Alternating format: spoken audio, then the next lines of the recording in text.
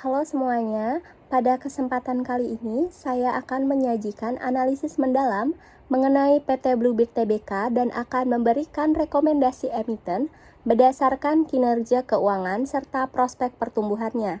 Sebelumnya, perkenalkan nama saya Widya Dwi Cantika dengan NIM 41122010002 dari kelas AM5A pagi. Baik, yang pertama masuk ke profil perusahaan. PT Bluebird Tbk didirikan pada tahun 1972 oleh Mutiara Djoko Sutono. Berawal sebagai perusahaan taksi konvensional, kini Bluebird menyediakan layanan taksi reguler, eksekutif, penyewaan mobil, dan bus pariwisata. Tercatat di Bursa Efek Indonesia sejak tanggal 5 November 2014. Perusahaan ini terus berinovasi melalui teknologi seperti aplikasi My Bluebird untuk meningkatkan layanan dan pengalaman pelanggan. Berikut adalah tinjauan terhadap tantangan dan peluang yang dihadapi oleh Bluebird dalam konteks ekonomi global dan lokal. Dalam konteks ekonomi global, industri transportasi menghadapi tantangan dari fluktuasi harga bahan bakar, kebijakan lingkungan, dan tren kendaraan listrik. Selanjutnya, perlambatan ekonomi global dapat menekan daya beli masyarakat, meskipun segmen premium dan logistik tetap relatif stabil. Selanjutnya ada ekonomi lokal. Pertumbuhan ekonomi Indonesia, perkembangan kota besar, dan perbaikan infrastruktur menciptakan peluang besar bagi Bluebird. Kompetisi dengan transportasi daring dan regulasi pemerintah mendorong Bluebird untuk terus berinovasi dan beradaptasi. Selanjutnya, perbandingan rasio emiten. Berdasarkan perbandingan rata-rata rasio likuiditas, aktivitas, profitabilitas, dan rasio pasar selama 5 tahun dari setiap emiten, saya merekomendasikan emiten BIRD sebagai pilihan investasi yang layak. Karena BIRD menunjukkan kinerja yang lebih baik dan stabil dibandingkan emiten lainnya seperti memiliki current ratio sebesar 1,70%, 1,77% dan quick ratio 1,75%. Itu menunjukkan bahwa memiliki kemampuan yang kuat untuk memenuhi kewajiban jangka pendek. Ini memberikan rasa aman bagi investor terhadap kestabilan finansial perusahaan.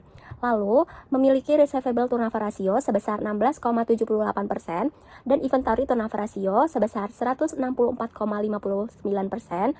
Ini menunjukkan bahwa perusahaan efisien dalam mengelola piutang dan persediaan yang penting untuk kelancaran operasional. Lalu memiliki DIP ratio 0,25% dan DIP equity ratio 0,33%. Menunjukkan BIRD tidak terlalu tergantung pada utang sehingga mengurangi resiko finansial. Lalu memiliki EPS sebesar 0,08% yang menunjukkan potensi pendapatan bagi investor.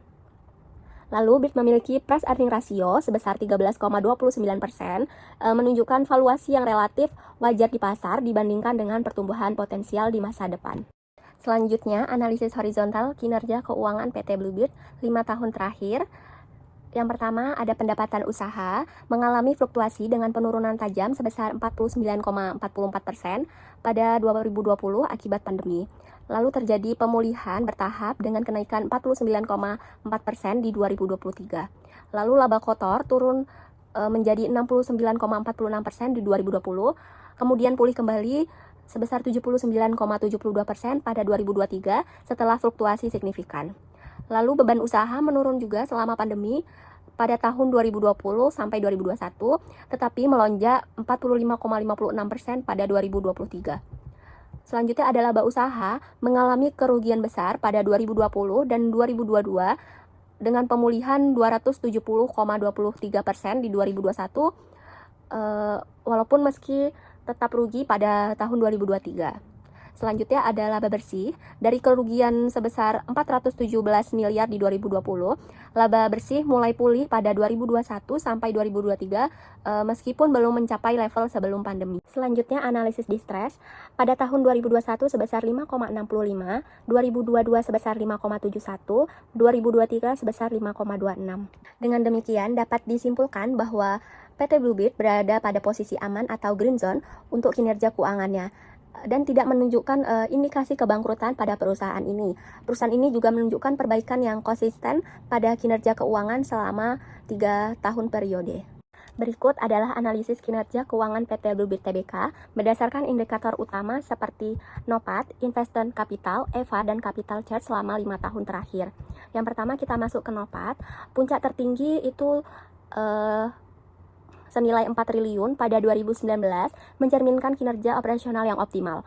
Lalu terjadi penurunan signifikan di 2020 dan 2021, tetapi pulih kembali pada tahun 2022 hingga 4,5 triliun dan stabil di 4 triliun pada tahun 2023.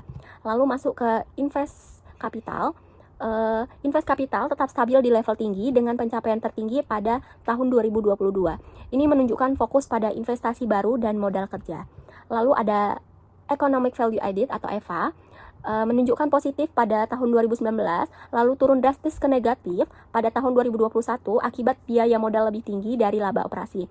Lalu terjadi pemulihan di 2022 sampai 2023 dengan efisiensi nilai tambah ekonomi meski capital charge masih tinggi. Selanjutnya ada capital chart, itu stabil pada tahun 2019 sampai 2021 dengan sedikit penurunan pada 2023. Kenaikan mendekati 4,5 triliun menunjukkan peningkatan biaya investasi yang perlu diimbangi peningkatan NOPAT. Selanjutnya, kami merekomendasikan untuk membeli saham PT Bluebird Tbk bagi investor yang mencari pertumbuhan jangka panjang, mengingat potensi ekspansi dan pemulihan signifikan. Bagi investor yang lebih konservatif, kami menyarankan untuk mempertahankan posisi saham karena fundamental perusahaan yang kuat dan stabil. Sementara itu, menjual saham tidak disarankan karena perusahaan memiliki potensi pertumbuhan yang berkelanjutan di pasar transportasi. Sebagai penutup, kami berharap analisis ini memberikan wawasan yang berguna bagi keputusan investasi Anda. Terima kasih atas perhatian dan waktunya. Semoga informasi yang disampaikan bermanfaat.